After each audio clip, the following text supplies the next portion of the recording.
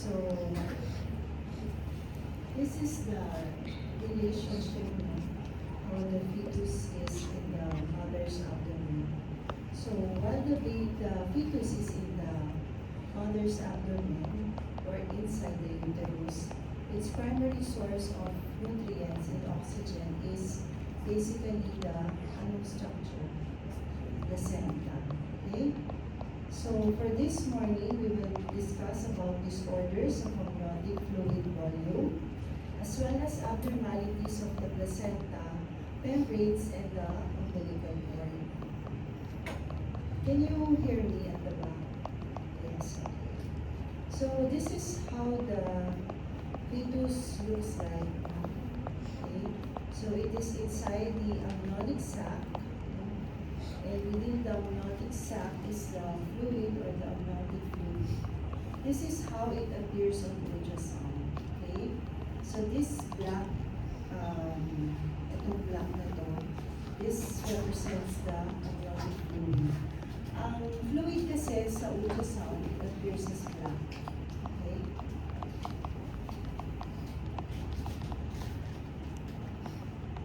Okay, so what are the functions of the amniotic fluid? So, the amniotic fluid, it creates a physical space for the fetal skeleton to shape normally. Okay? So, it also promotes fetal lung development. It avoids compression of the umbilical cord. So ito ulit, no, this is how it looks like on ultrasound. So this black portion na to, yan yung amniotic fluid. And this is the fetus. Okay? So imagine nyo kung wala yung fluid na yan dyan. Diba? So paano siya mag-move, no? It also acts as a cushion. So para siyang protection talaga ng baby. Okay? So if there are problems in the amniotic fluid, ito yung mga pwedeng mangyari. No? The baby could have congenital deformities, or it could also have problems, no? Yung sa compression, such as yung umbilical cord compression. So, ang problem actually is if there's too much amniotic fluid, at the same time, if there's too little amniotic fluid. Okay, ito yung picture when there's too much amniotic fluid, or also known as polyhydramnios. And when you have too little, nakita nyo ba? Diba? Si baby kawawa, para siyang compress din sa loob. This is the problem when you have too little amniotic fluid. Okay, so regarding amniotic fluid production, during the first trimester, it is mainly an ultrafiltrate of the maternal plasma. Okay, while in the second trimester, okay, the fetal plasma contributes. No? So the ultrafiltrate of fetal plasma diffusing through the fetal skin. Ito yung main source ng amniotic fluid during the second trimester. So, the water transport across the fetal skin continues until keratinization occurs at around 22 to 25 weeks. So, fetal urine production occurs at 8 to 11 weeks. But it becomes the contributor for the amniotic fluid only after 18 weeks. So after 18 weeks, the primary source of the amniotic fluid is your fetal urine, the fetal pulmonary fluid, and as well as the fluid filtering through the placenta. Okay, so ito lahat ang nagpo-contribute sa amniotic fluid production. You have fetal urination, swallowing, and inspiration of the amniotic fluid. They all modulate the amount of amniotic fluid volume. So this table shows us the amniotic fluid volume regulation in late pregnancy. So this is in late pregnancy. So as you can see, fetal urination, siya yung pinaka-major source, no? So around 1,000 ml. Okay?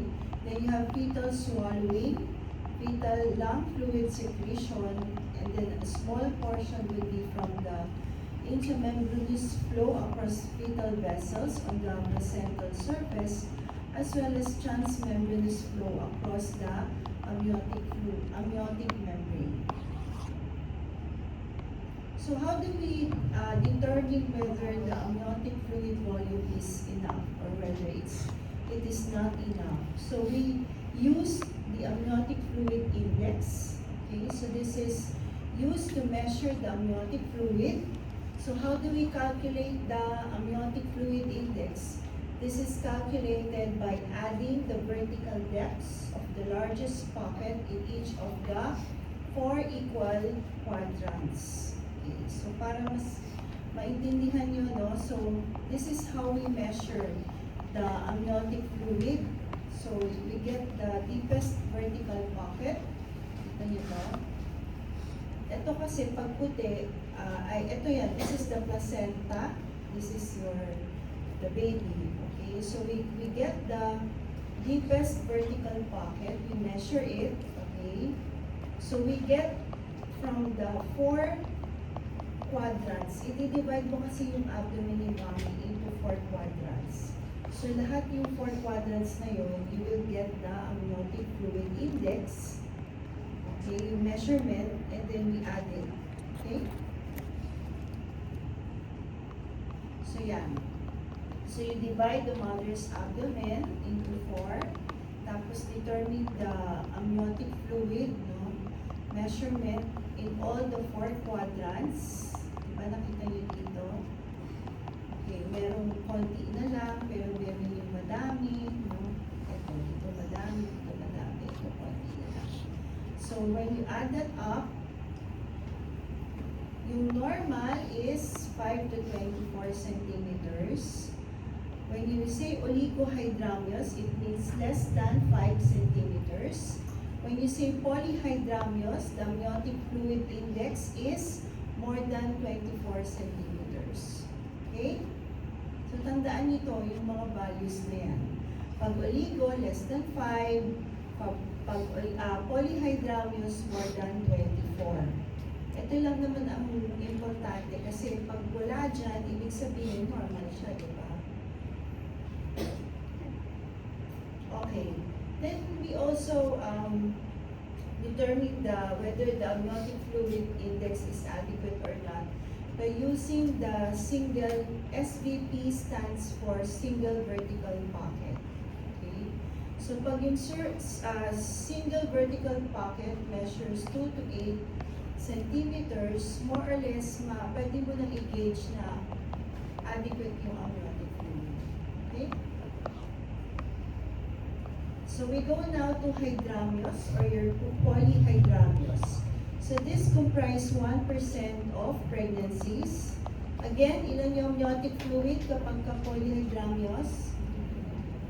More than 24 centimeters. Okay, so meron pa din measurement of severity, no, yung hydramnios. So it could be mild, moderate, or severe. Mild if you have the following, the measurement, amniotic fluid index of 25 to 29.9, moderate if it's 30 to 34.9, severe if it's more than 35 centimeters. Okay? So yung sa single vertical pocket naman, mild kung ang single vertical pocket mo measures 8 to 9.9, moderate if it's from 10 to 11.9, and severe if more than or equal to 12 centimeters.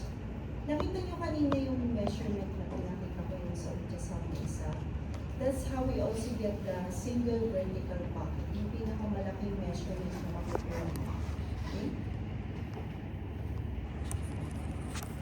Okay, so your polyhydramnios is usually associated with fetal anomalies, maternal diabetes, or multifetal gestation. Okay? So this is a picture of a woman with polyhydramnios. No?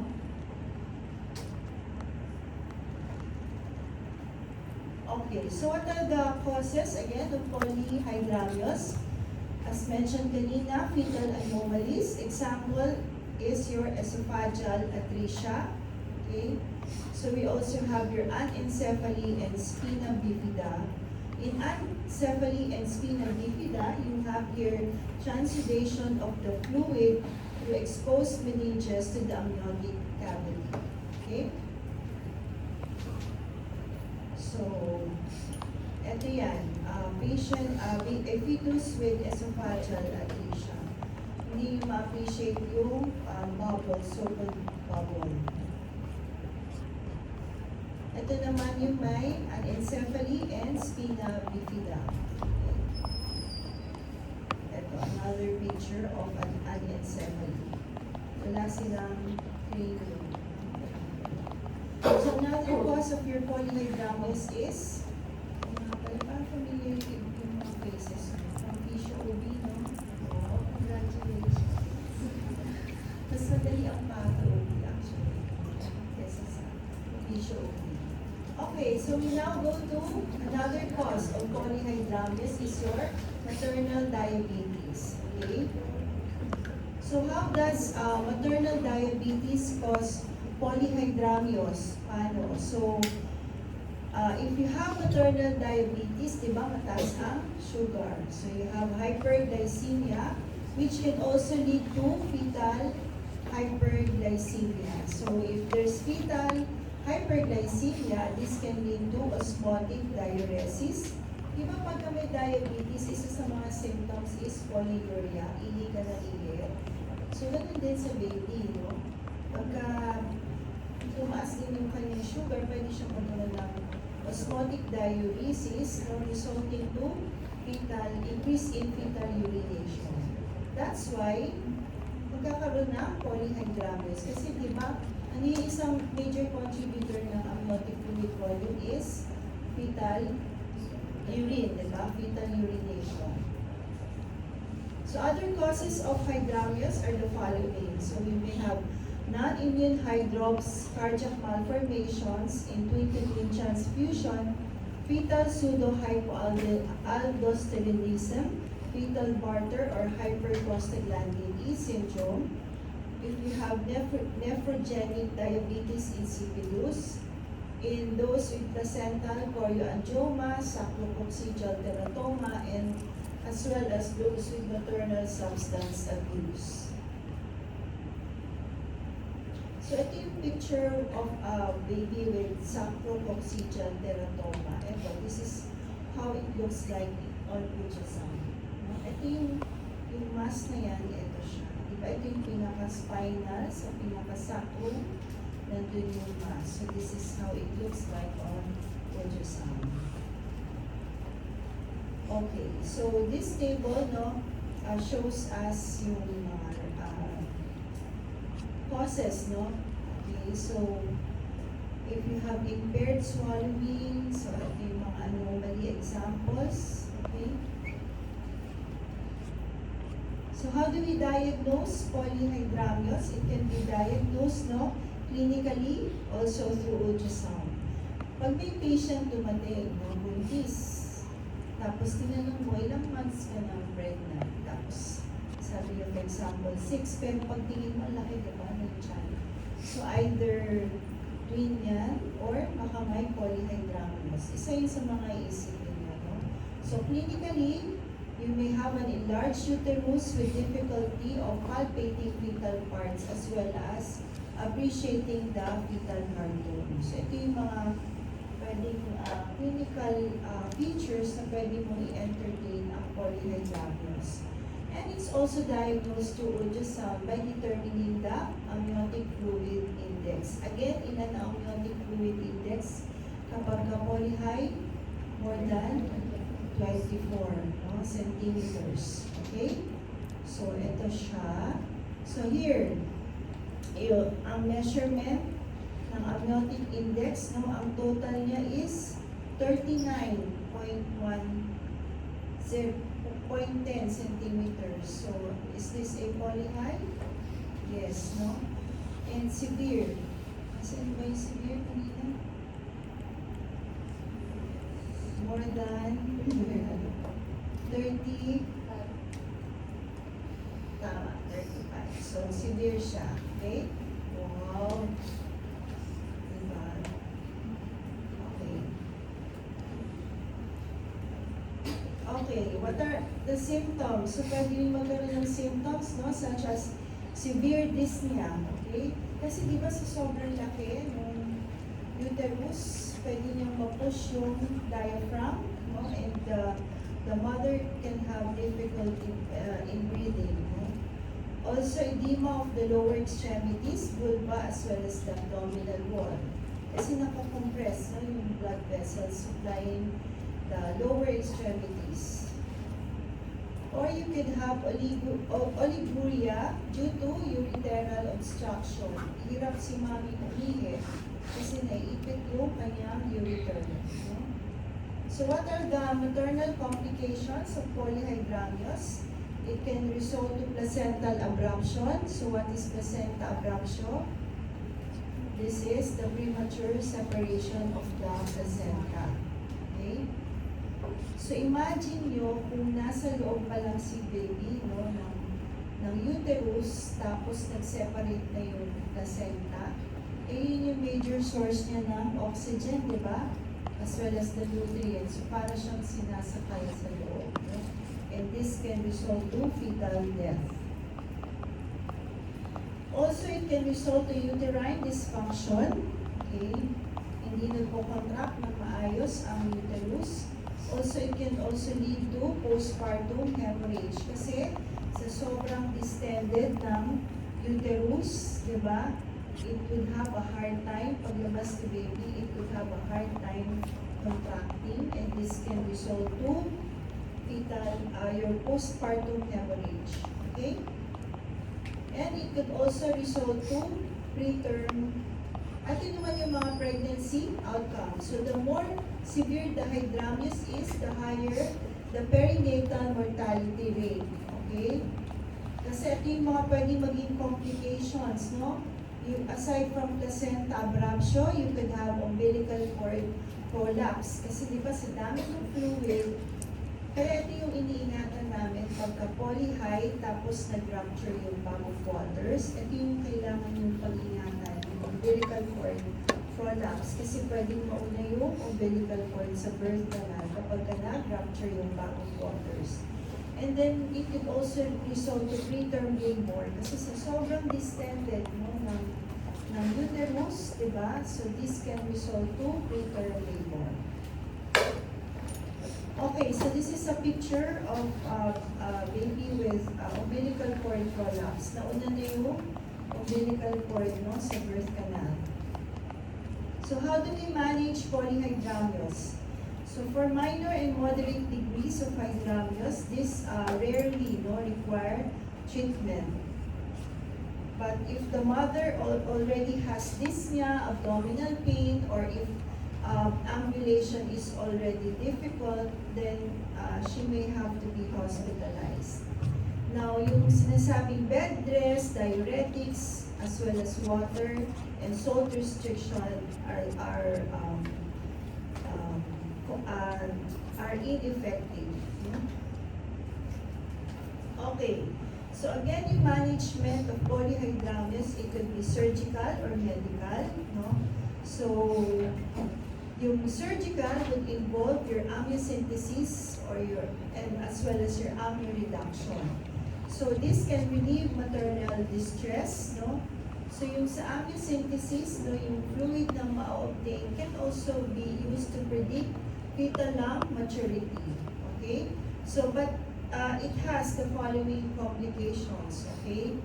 If you do this, no, procedures, this may result to initiation of labor. Okay?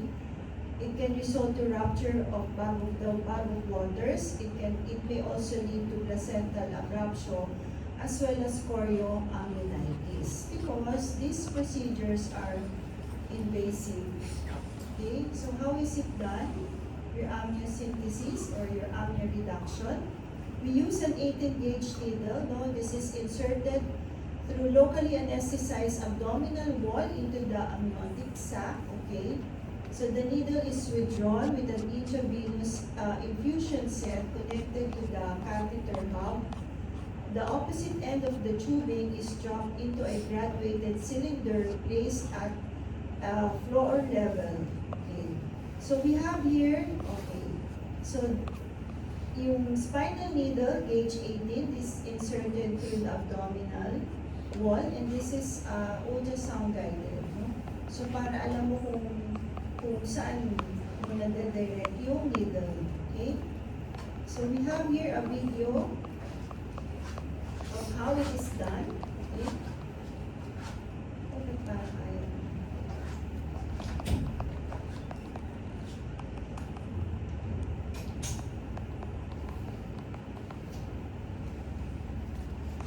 Ayaw.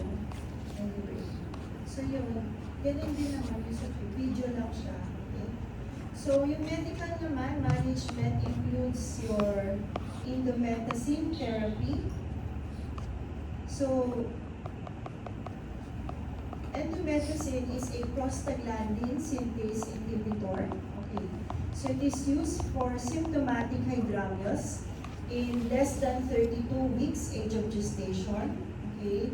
So at a dose of 50 to 100 milligrams every 8 hours, not to exceed 200 milligrams for 24 hours. So the mechanism of action is it impairs lung liquid production or enhanced absorption, it decreases fetal urine production, and increases fluid movement across the fetal membranes. No? But this medical therapy is not done beyond 32 weeks. Why? Because, or not more than 48 hours because of the risk for potential closure of the fetal ductus arteriosus. Okay? Kaya hindi siya binibigay kapag more than 32 weeks. Because baka anytime kung labor yung mommy at i-deliver si baby. So we're finished with polyhydramnios. We now go to oligohydramnios. So again, what's oligohydramnios? It's if the amniotic fluid index is less than 5 centimeters. Okay? So as you can see in this picture, if you have oligohydramnios, yung fluid is not enough for the baby to move around. So it occurs less common early in pregnancy and frequently has a bad prognosis. It's more common in term to post-term pregnancy because as you can see in this table, ito yung amniotic fluid index. This is the weeks of gestation. As the pregnancy advances, as it reaches term to post-term, you already have a decline in the amniotic fluid volume. Okay? So, chronic severe placental insufficiency causes a reduction in amniotic fluid volume. So, the risk, if you have oligohydramnios, there's a risk of cord compression which can lead to fetal distress. Okay? So these are the conditions associated with oligohydramnios. So for fetal, you have the following: chromosomal abnormalities, congenital anomalies, growth restriction, demise, fetal demise, post-term pregnancy, and ruptured membranes. For the drugs or medications, the following can cause oligohydramnios. So you have prostaglandin synthase inhibitors and your angiotensin converting enzyme inhibitors, or your ACE, yung mga antihypertensive drugs. Kaya hindi siya pwede for pregnant women. For the placenta, abruptio as well as twin-to-twin transfusion. For the maternal, you have uteroplacental insufficiency, hypertension, preeclampsia, and diabetes. And for those no other known causes, this is classified as idiopathic. Okay, so for early onset oligohydramnios, what are the possible causes? One is fetal renal agenesis. Another is a leaking or ruptured bag of waters. Those exposed to ACE inhibitors, especially at less than or during yung sa latter part, I mean the first half of the second trimester of pregnancy, no? And also other early onset causes, the possible causes of early onset oligohydramnios is fetal anomalies.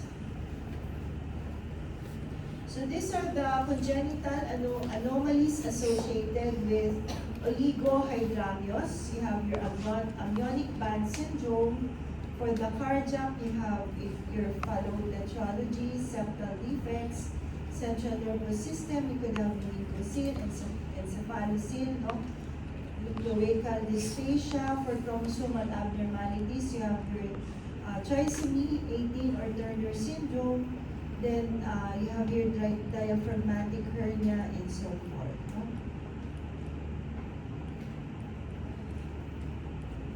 Okay, so the fetal outcome is generally poor, no, with early onset oligohydramnios. Okay? So ito yung mga abnormalities associated with oligohydramnios, no? So you have anhydramnios or oligohydramnios. The possible cause is renal agenesis. Example is in your Potter syndrome. No? And early onset oligohydramnios can lead to your pulmonary hypoplasia as well as limb contractures, no? Compressed face, and even fetal death. So ito yung picture of a fetus, no, na oligo, which resulted to a compressed face, no?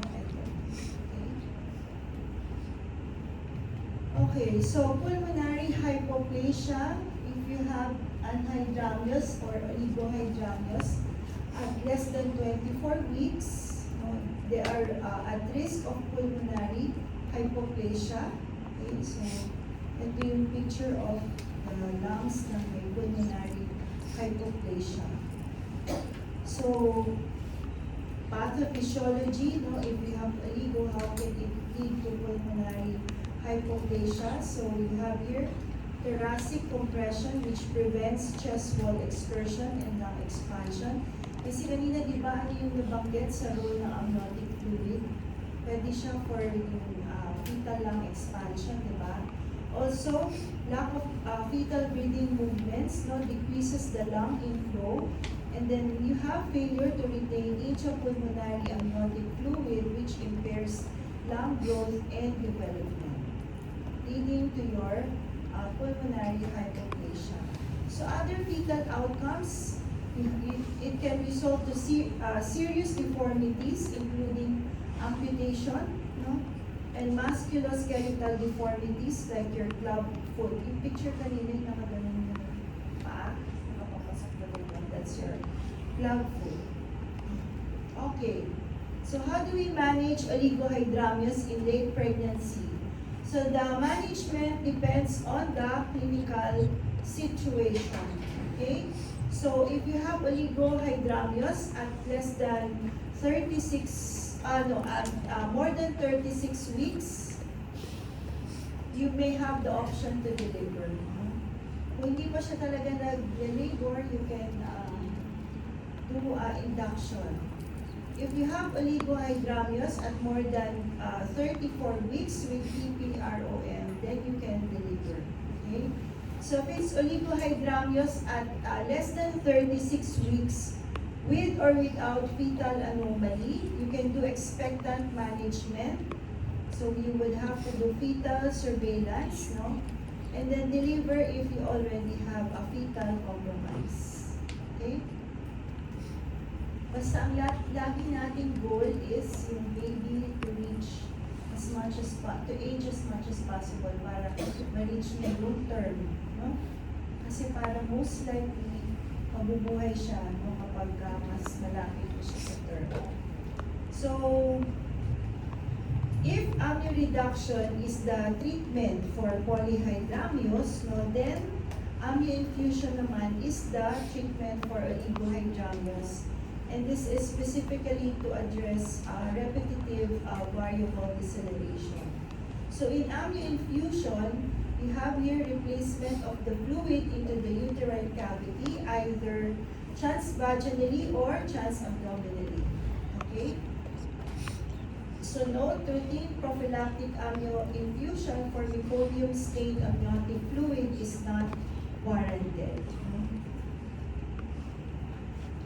Dati kasi, inano nila to, no, parang ni-recommend kasi di ba pag meconium stain, tapos idadilute mo yung, lalagyan mo siya ng fluid para may dilute yung amniotic. Pero sabi nga, this is already not warranted. No?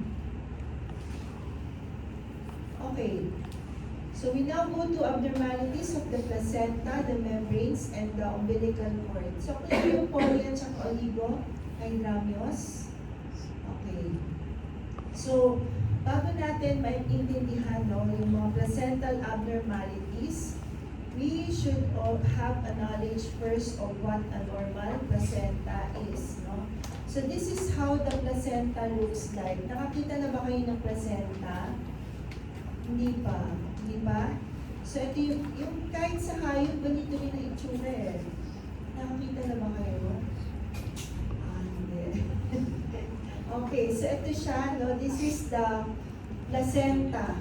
Okay, so ang placenta kasi meron siya yung maternal side and the fetal side.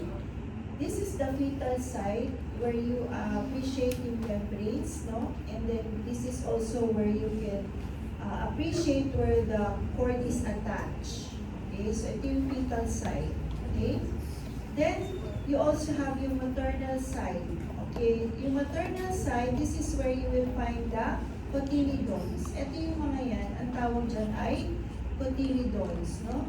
So the typical placenta weighs about 470 grams. It's round to oval in shape and around 22 centimeters in diameter. Okay, so etong cord, no? This is where you will appreciate yung fetal vessels. So you have the vein and the arteries. In a normal, no, ano yung ilan dapat ang vein, ilan ang arteries? 2 arteries and 1 vein. Okay? So yung vein, makikita mo siya, yung pinagkatabi ng cord, doon mo siya makikita eh. So yung vein is thin-walled and collapsed, while the arteries, it's round and thick-walled. Okay? Kayo usually yan, ang mag-check ng placenta pag hindi mo ng pear shape. Okay? So kayo yung mag-weigh, kayo yung mag-check, mag-measure ng length, ng umbilical cord. Kaya dapat alam niyo. Okay? So again, this is a picture of the placenta. Okay? Another picture. So these are the abnormalities of the placenta. You could have multiple placenta with a single fetus.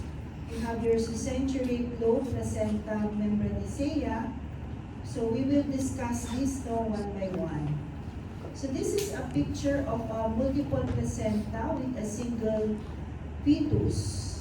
Okay, isa lang yung fetus pero multiple ang placenta. So this is, it could be bilobe, bipartite placenta, or also known as placenta duplex or a multilobate placenta. Okay, so dapat isang buo lang siya eh, di ba? Pero ito tamo, dalawa siya. Okay? Dalawang lobe. This is your succentrate lobe. So wherein you have one or more accessory lobes which develop in the membranes at a distance from the main placenta. Yung kanina, dikit, di ba? Yung sa bilobe. Pero ito, yung succentrate, at a distance siya from the major lobe. Okay, so ito yung succentrate placenta. What could be the problem with a succentrate placenta? It could have yung retained accessory, you could have retained accessory lobe resulting to postpartum bleeding. Pwedeng maiwan kasi yung isang part ng placenta, or it could also result to vasa previa. Okay? So here, this is a picture of a placenta membraneosea. This may give rise to serious hemorrhage due to associated placenta previa or accreta. ito naman, this is a ring-shaped placenta. Okay? It's annular in shape. Problems with this type of placenta, it can result to bleeding as well as intrauterine growth restriction. So ito naman yung placenta fenestrata. As you can see, yung central portion of the placenta is missing. Okay?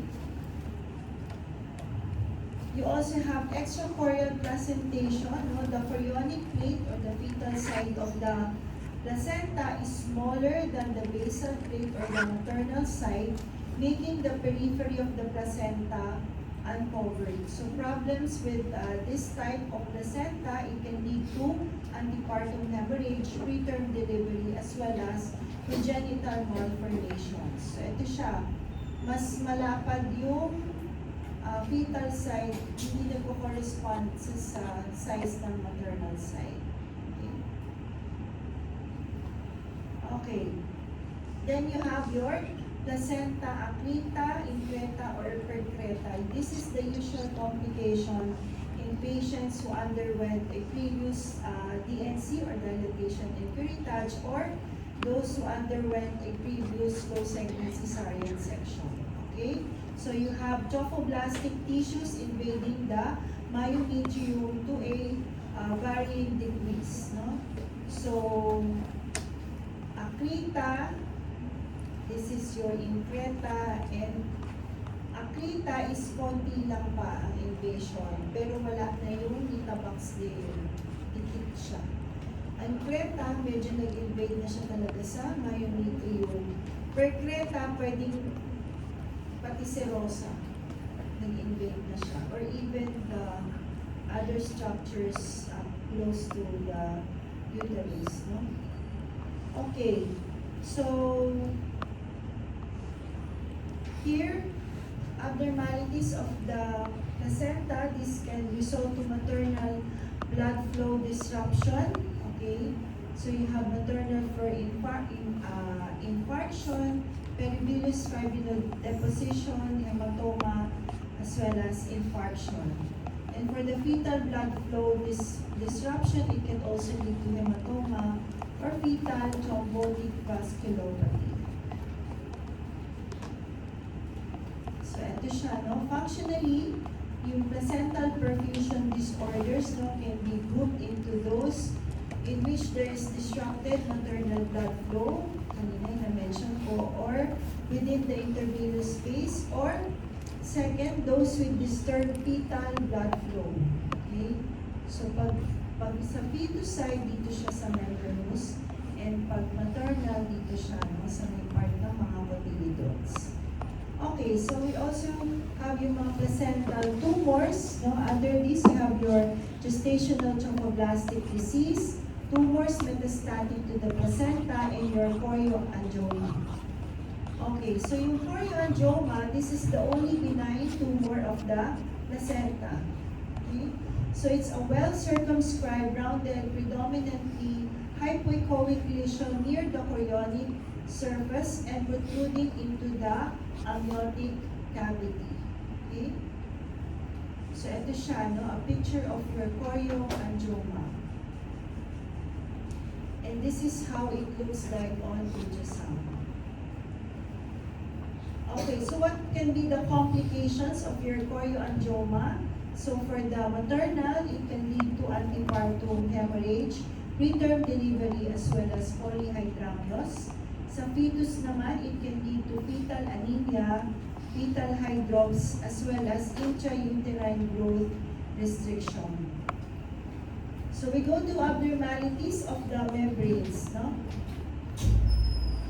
Okay, so under this, you have your meconium staining. So these are the clinical settings that may lead to meconium passage, no? So ito yung mga, pag nag-meconium stain na yung amniotic fluid, ito yung mga pwede yung isipin, no? One is maturity of the fetal gastrointestinal tract, especially kung post-term. Halimbawa, binigyan kayo ng case, 41 weeks or 42 weeks, tapos meconium stain na, most probably it's because of the maturity of the fetal gastrointestinal tract. Okay? So So it can also be because of cord compression, okay? So this will lead to vagal stimulation, and the vagal stimulation can lead to gastrointestinal peristalsis na resulting to your meconium passage, okay? Ito yung isa sa mga dapat i-rule out nyo, whether it's caused by fetal hypoxia, no? Or fetal distress, no? So fetal hypoxia can lead to relaxation of the anal sphincter, leading to meconium passage. Okay? Okay, what are the complications of meconium stained amniotic fluid? So for the mother, no, it can lead to amniotic fluid embolism as well as puerperal sepsis. And for the fetus, no, this can result to meconium aspiration syndrome. Ito yung kinakatakutan natin, no, yung meconium aspiration syndrome. Okay? So if you have fetal hypoxia, no, decrease in your oxygen, what can happen? You will have increase in your carbon dioxide, no? And yung baby with, this will lead to gasping, no, the baby. Kasi hinahabol na yung oxygen, no? So yung gasping na yun, no, can lead to aspiration of the meconium. Eh, nakakita na ba kayo ng meconium? Yung first poops ni baby, nakakita na kayo? Greenish siya na malagkit. Sobrang lagkit niya, no? Imagine mo kung ito yung malodge sa lungs or sa bronchioles, di ba? So, mahihirapan si baby. So, it can lead to meconium aspiration syndrome. Okay? Okay, so we go to chorioamnionitis. So, here you have full thickness infection of the membranes. And what could be the routes of infection? One is ascending from the lower genital tract, which is the most common. Then you have hematogenous spread from maternal blood. Halimbawa may sepsis, no, si mommy. A direct spread from the endometrium, from the fallopian tube, or iatrogenic contamination during invasive procedures such as your amniocentesis, no? Okay? So this, ang common is ascending infection. Kaya importante kapag ka-pregnant, diba, you have to rule out any form of vaginal or cervical infection. Kasi pwede yung tumaas, no? Lalo na kapag nag-rupture or nag-leak yung bowel waters, meron ng leak, may butas na doon na pwedeng pasukan ng infection. Okay, so regarding the pathology of chorioamnionitis, you would have clouding of the membranes and foul odor of the amniotic fluid. Kahit yung meconium, pag sobra, yung thickly, tas matagal na palang nag-pass out si baby, ang baho. Para siyang basta kakaiba yung amoy. Pati yung amniotic fluid kapag may chorioamnionitis. So, complications, no, of chorioamnionitis, you have PPROM and preterm labor. So, how do we manage? We have to give, no, antibiotics, okay, and deliver. You have to deliver the baby na kapag meron ka ng chorioamnionitis. So, other abnormalities, you have your amnionodosum.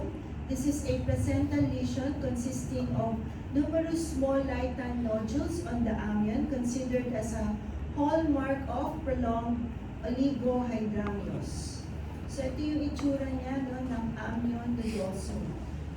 Small lightan nodules on the amnion or the fetal membrane. Kita nyo? Then you have the amniotic bands. So here you have disruption of the amnion leading to formation of bands or strings that can entrap the fetus. Okay, so this is how it appears on ultrasound. Okay, and ito yung pwedeng mangyari kay baby. Kita nyo to, may parang na constricted na part. No? Ito yung naipit, no, ng amniotic part. Ito, dito sa face naman din, di ba? Okay, so we go to abnormalities of the umbilical cord. So what's the normal length of the umbilical cord? As I mentioned kanina, pag clear kayo yung magme-measure, no, ng umbilical cord. So ang normal measurement is 40 to 70 centimeters. So pag na-measure nyo at na-note nyo, ay bakit 30 cls lang? I-report nyo agad yun, ha? Okay? Then you have here, no? You have your short cord and long cords. So, ano yung pwedeng complication ng short cord? It can lead to fetal death, fetal distress, congenital malformations, or intrauterine growth restriction. Kapag sobrang haba naman ng cord, ito yung pwedeng maging complication. It can lead to cord collapse, entanglement, no? Fetal anomalies, fetal distress, and even fetal death. Okay? So, ito yung normal cord, ito yung abnormal. If it's short, no, abnormal siya. Ang short kasi pwede rin siyang mag-lead to abruption. No? Pag sobrang short ng kanyang cord. No? Ito naman pag sobrang haba, no, it can lead to cord prolapse. Okay? So, also you have cord coiling. So hypercoiling can result to IUGR or intrapartum asphyxia, while hypocoiling can lead to fetal demise. So this is a picture of a hypercoiling cord, and ito naman yung hypocoiling. Halos walang coil. So we go to the vessel number. Okay, so again, ano yung normal? Dalawang arteries, isang vein. So, you have a single umbilical artery. So, etiology could be atrophy of a previously normal umbilical artery. So, pwede rin siya ma-diagnose, no, sa ultrasound. If only an isolated finding, it could have a good prognosis. If not an isolated finding, ibig sabihin may iba ka pang nakitang problema, there's an increased risk of aneuploidy, and this is also associated with renal agenesis, vertebral defects, as well as imperforate anus. Okay? So, ito yung picture. Kita siya. Makikita mo siya sa ultrasound. No? Ito. Isa lang yung malaking butas. Okay, how about cord insertion? So you have your marginal insertion, or also known as your battle door placenta. Ito, yung cord inserts at the placental margin, sa halos sa edge na ng placenta. Then you have the forkate insertion. The umbilical vessels lose the protective Wharton jelly before insertion, and this is prone to compression as well as twisting. Then you have the filamentous insertion, wherein the umbilical vessels spread within the membranes at a distance from the placental margin. And this is prone to compression as well as to placenta previa and multipetal gestation. So ito siya, yung marginal insertion, di ba? Kita nyo, halos nasa edge na ng, or sa pinaka-edge ng placenta. And this is your filamentous insertion. So may membrane na siya naka-insert. Eh, delikado yun, di ba? Kasi pwede siyang lead to, ito yan. Okay, filamentous insertion. Actual picture. Sa membrane siya naka-attach. So here, also, regarding abnormalities of the umbilical cord, you have your vasa previa. So, in the case of a filamentous insertion, in which the fetal vessels present at the internal os, if ruptured, no, this may lead to fetal exsanguination. So, what could be the risk factors? Risk factors would be your bilobe placenta, sucentrate placenta, and placenta previa. So, how do we diagnose? This is suspected in those with antepartum and intrapartum hemorrhage, no? And you can diagnose through Doppler ultrasound. Okay? So, ito siya.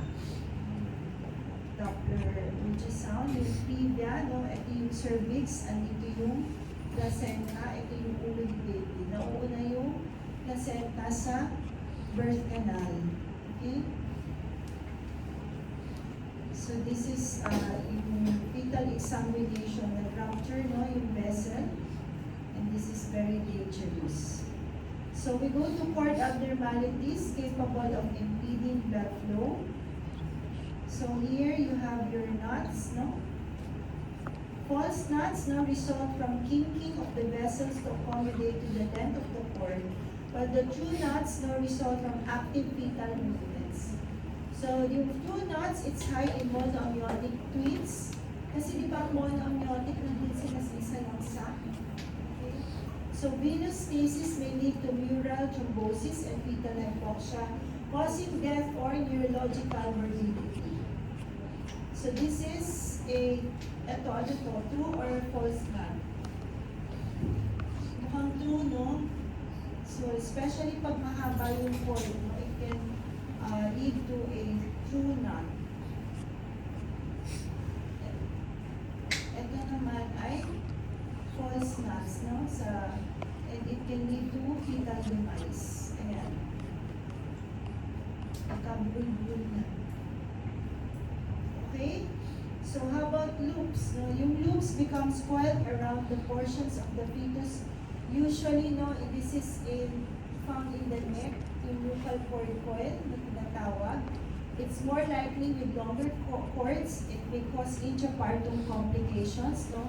It can cause fetal heart rate decelerations that persist even until the contraction ceases. Diba, napag-aralan nyo sa PCOD, kapag may contraction, pwedeng bumaba yung heartbeat ni baby, lalo na kung sa head compression, nandun na yung baby, crowning na siya almost, diba? So, pwede yun, no? Pero eto, yung pag may loop, kahit wala ng contraction, pwede persist pa rin yung deceleration. So, eto yung loop. You have here the nuchal cord coil dito sa neck. No? Ito, kita niyo yan sa ilang cord coil yan sa neck. And it can lead to fetal demise. You also have torsion and strictures, although this is rare. This results from fetal movements during which the cord normally becomes twisted.